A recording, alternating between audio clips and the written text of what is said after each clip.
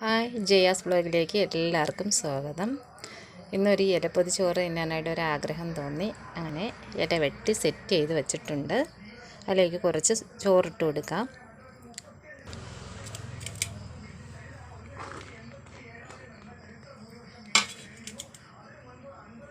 ചോറിട്ട് കൊടുത്തിട്ടുണ്ട്. ഇലയുടെ സൈഡിലേക്ക് പച്ചച്ചീര തോരൻ വച്ച് കൊടുത്തിട്ടുണ്ട്. ചീരക്കറിയുടെ തൊട്ടടുക്കായിട്ട് കുറച്ച് കപ്പ വെച്ച് കൊടുത്തിട്ടുണ്ട്. നത്തോലി മീനാണ്. മീൻകറി ബൗളിലാണ് ഞാൻ എടുത്ത് വെച്ചിരിക്കുന്നത്. നത്തോലി മീൻ മാങ്ങ ഇട്ട് വെച്ചതാണ്. ഇതിന് പ്രത്യേക സ്വാദാണ്. അടുത്ത് നത്തോലി ഫ്രൈ വാഴയിലയിലേക്ക് എടുത്ത് വെച്ചിട്ടുണ്ട്. സവാള വെച്ച് നമുക്ക് ഒന്ന് ഗാർണിഷ് ചെയ്ത് കൊടുക്കാം. നത്തോലി ഫ്രൈ അതിലേക്ക് നമുക്ക് സവാള വെച്ചൊന്ന് ഗാർണിഷ് ചെയ്ത് വെച്ചിട്ടുണ്ട്. ചോറിൻ്റെ കൂടെ ചീരത്തോരന്, കപ്പ,